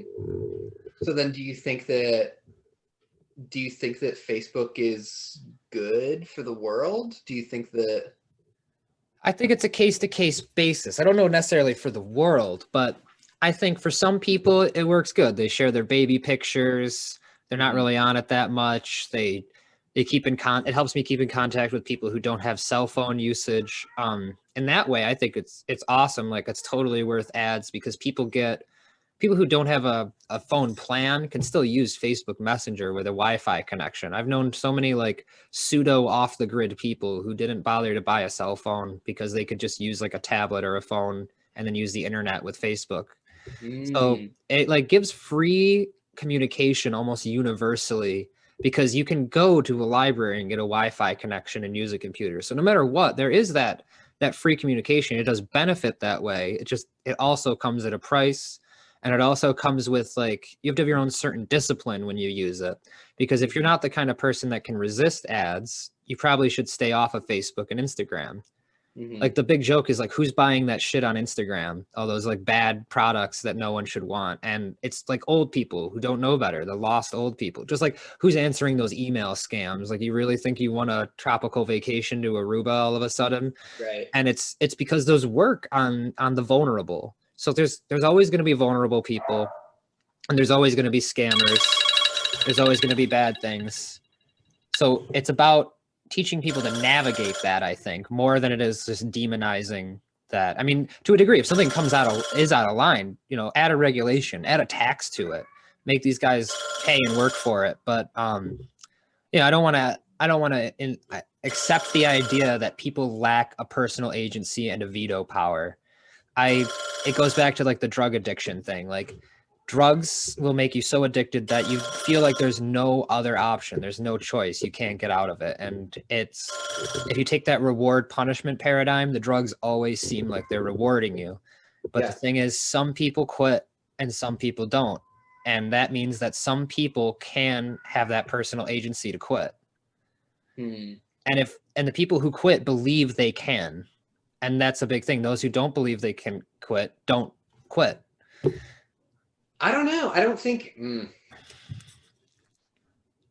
So you're talking about this idea that like, if there are going to be ads, then people have to exercise a certain amount of discipline or self-control, maybe, or awareness at least. Or absolute veto power. Just don't put yourself in that position. It's. But then what if? But I think that something else kind of happens here, because what it seems to me is that you're offering options that don't really at least in practical terms right now in the United States, they don't seem to exist. Like the social pressure to be on Facebook is quite high, for example. It's like you said, it's the best way to communicate with people. And the reason I still have a Facebook is because, like you said, it's the best way to talk to certain people. Or it's not the best necessarily, but it's the easiest and most universally available. Yes. And so in some ways, it feels kind of like I don't actually have veto power because the social pressure is so high, and that there is a cost to not having a Facebook. There's a cost to not having a Twitter account. There's a like I'm outside of a certain society. I think maybe the thing that I'm resisting a little is that it seems maybe, I'm only just getting my words around this, but it seems maybe that in saying, people need to exercise a certain amount of discipline, or that people need to have a certain amount of will to use it well or choose to not use it, whatever, and recognize the benefit of not doing those things. It seems implicit that it sounds to me like you're calling a lot of people weak-willed. You know what I mean? No, I'm not saying it's easy. I'm just saying this is the situation we're in. I'm not saying it's weak-willed. I'm not saying that society has like a fundamental ill. I'm just saying the human condition is being played on by these people, and that the best way to approach it is to stop giving them our time and money. If, you know, someone came into your house and violated your personal ethics in some way, would you pay them to do it again just because they had something entertaining you wanted to watch? Like, you know, if somebody had some rare tapes of, I don't know, like something funny I love, like Beavis and Butthead or something, like and then the only way I could watch them was they had to like punch me in the face a few times, and I was just like, no, I have to be able to watch my show, or else I just won't be happy. So this is an unavoidable consequence. Like, that's all I'm against, is the idea that we don't have the personal agency to veto things. And my big example will always come back to, did Martin Luther King say we should just piss and moan about the buses, or did they boycott the bus? And the bus was the only means of transportation for them at the time. You know, they were poor people in the city, the African Americans. So therefore, if you're taking that logic, you have to boycott things to make change. And I've seen examples of boycott make change. So I seen that, and I've seen demographics historically make change through things like boycott, things through like unions haven't done as good with strikes because of the government stepping in and stopping the strikes. But yeah, the in age of the theory, union feels like it's over. if the supply and demand ratio can be manipulated by the populace, then it's the populace's job to do that almost ethically, because the world is going to be manifested through those choices. And that's why companies that are unethical have risen to power, is because people have been indifferent to what those companies have done. When all the things got outsourced to China, people said, oh shucks, that's bad, but look, cheap stuff. And then, you know, it got bigger and badder. And the thing is, I think ethical consumerism almost in every regard is important, and I'm equally to blame. I make tons of unethical consumption decisions, and depending on it's hard to navigate, because depending on your perspective, some things seem ethical and some things don't. Every company wants to seem ethical regardless of how evil they are. And then there's also like, how long before you forgive a corporation, you know, and what does a corporation have to do to be forgiven? You know, Nike with their child labor, if you know, I don't even know if they gave that up, but you know, let's say they gave it up 20 years ago. I don't know if they did either. Yeah. Let's say they gave it up 20 years ago. If it's been 20 years, is it long enough? You know, if they're giving away good shoe, like, so it's a complicated and tough issue, but we know when certain things are bad, right? Like, if you buy tons of like cheap products that are going to fall apart from China, then you're going to have to replace those. You're contributing to waste. You're contributing to the exploit of the workers at like those businesses that they pay the workers low, because those people would probably have a different job if there wasn't like a need for them to be putting like chairs that will break once a year on the shelf.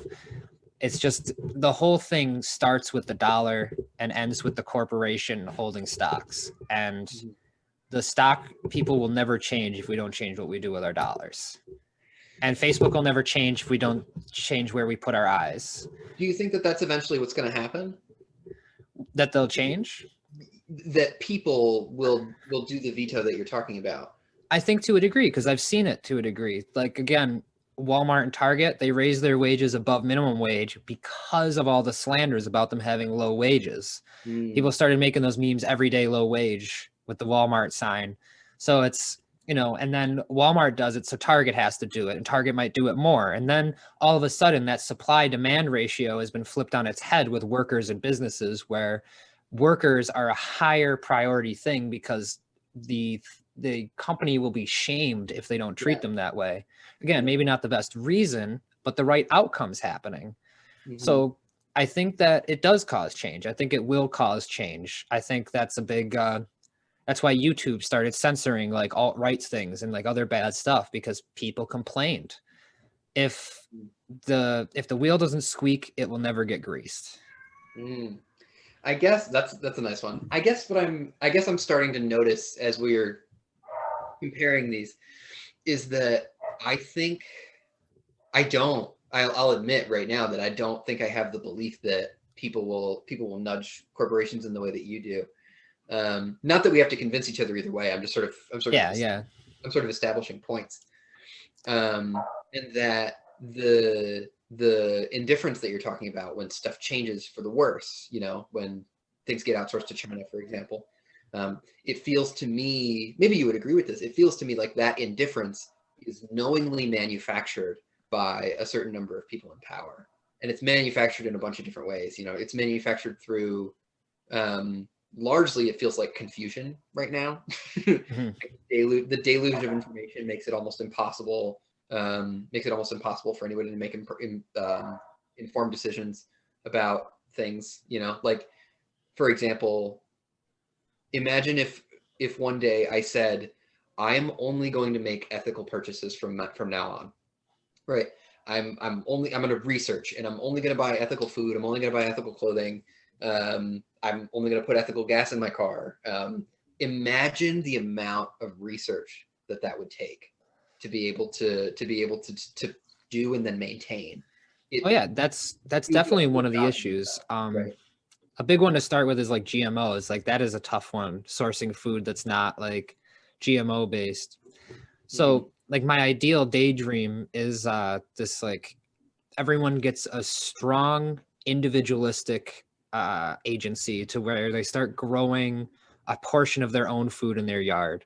Everyone starts they get their own water purifying system and tap into the water table, almost like an individualist anarchist society. But it's society's still there, everything's still there, but people are striving so hard to be independent that some corporations just fall because people are doing their own thing.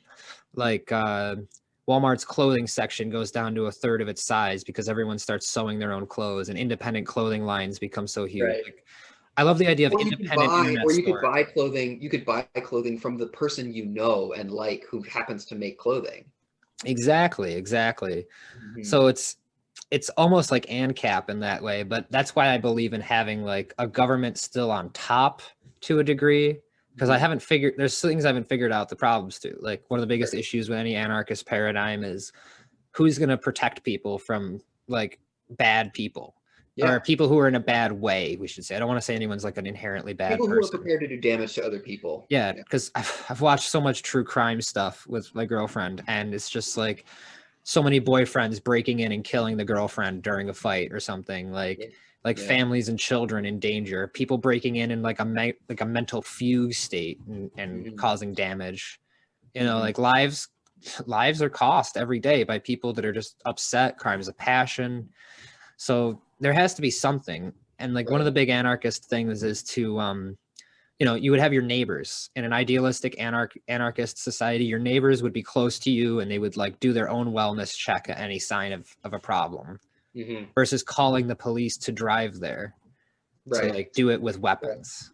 I guess my question for you then is, if we can agree that, oh shit, it was something you said about a minute and a half ago.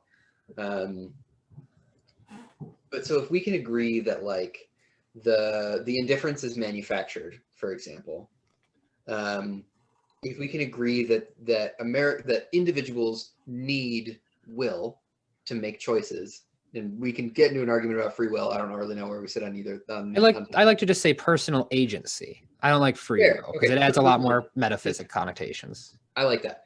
Fine. So they need a certain amount of personal agency to make decisions, and but also that exact agency is exactly what's being gamed by companies like Facebook, where a company like Facebook really does not want you to have that agency, right? It doesn't want you to have the agency to leave.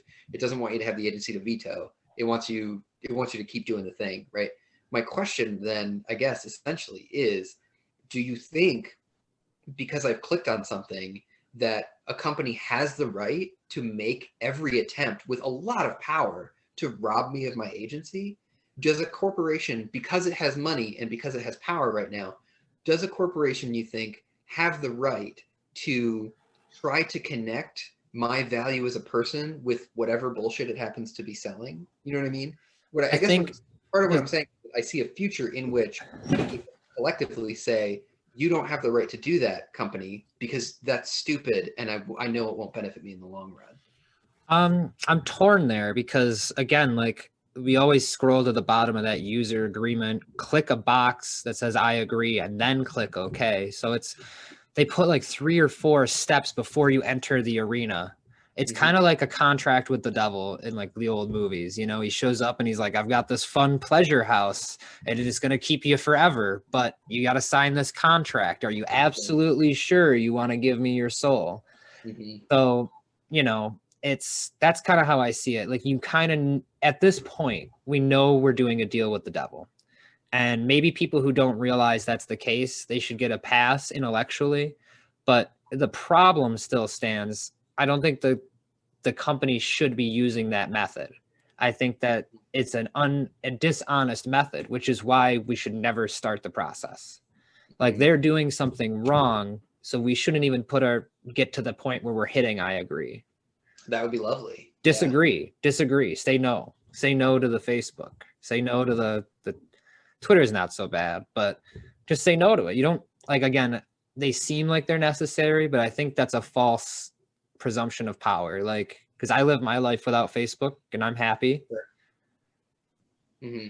We lived life before without Facebook. Mm-hmm. I like to think about it in terms of, like, the only things I need were, if I were dropped in the woods, what would I need to survive? Like, yes, like my big theory is that you can always do what you have to do to survive to a degree. When we slept on the floor at Danny's, it's because we had to sleep somewhere and it was more comfortable. Like, sometimes I'd fall asleep on someone else's floor faster than I would in my bed at home because it was the only option I had. Mm-hmm. So it's kind of about narrowing your ethical duty down to, like, do I stay on Facebook and perpetuate this process and look at all this trash, or do I choose to get away from it? And I'm not saying it's easy. Again, I don't want to make it seem like I'm trying to say that this is like an easy process. It's not even easy to delete your Facebook. They make it like a 4 or 5 step like thing to get rid of it. So, and then it's like waiting for you to come back just in case. It's like the dealer who still knows your name. And so I'm not saying it's easy, but if we were to conquer it, then to defeat the beast of social media and algorithm, we have to be heroes. It's not going to be easy. It's going to be tough for every individual person. And I think that's where it starts, is the individual person. And even if it were to end with regulation, it would still have to start with individuals. Mm.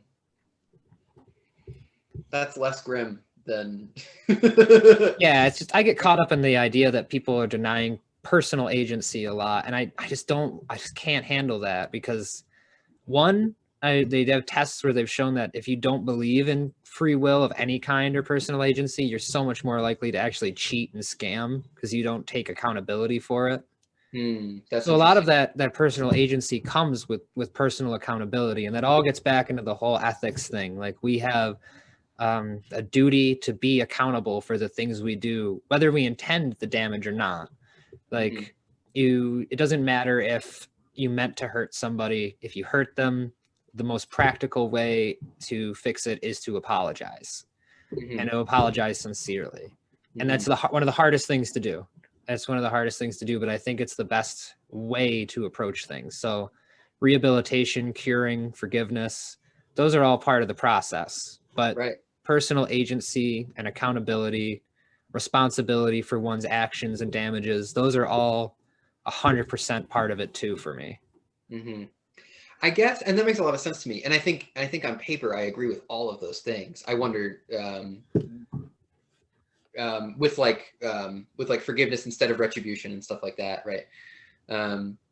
I think, though, as I'm sitting here, I think what I'm figuring out is that in what I see and what I think been trying to illustrate for a little while is this sort of series of, it feels like American citizens are being put in a kind of double bind, a collection of double binds where, where all of our time is being sucked away from us by these addictive, small, seemingly benign behavior cycles.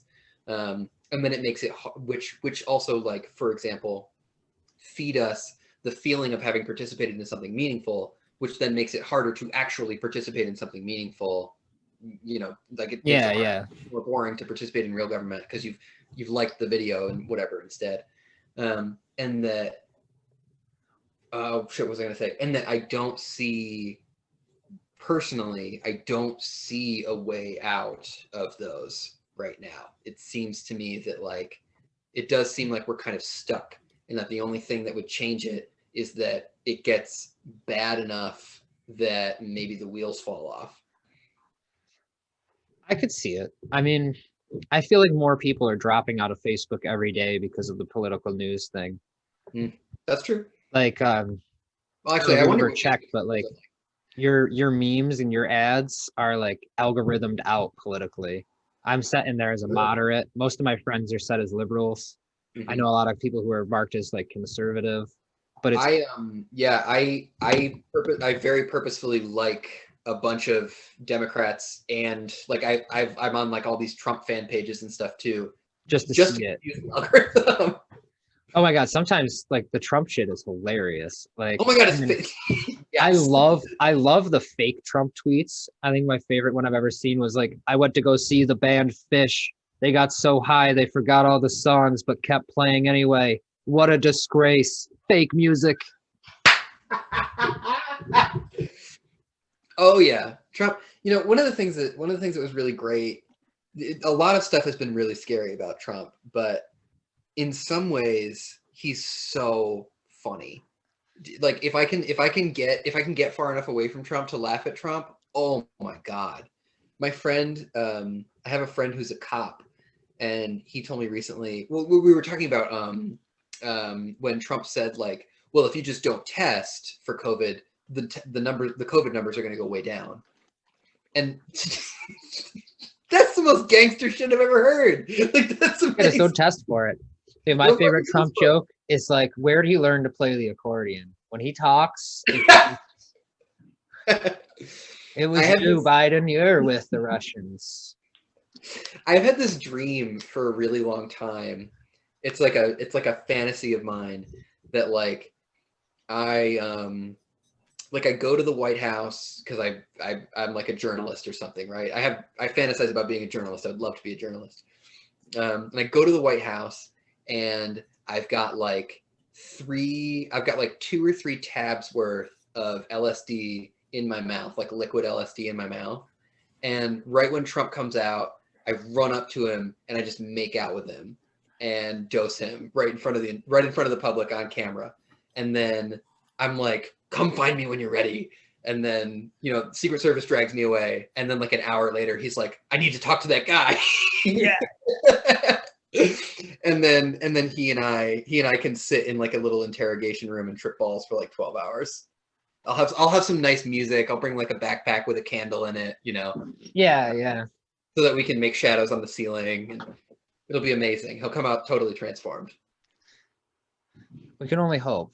Um, some people they're just transform while they're on their trip and then they come down and they're like, oh wait, back to bullshit again. But now I'm a little bit more righteous about it because I Yeah. believe Now I'm a good person. 'Cause I've seen the light, man.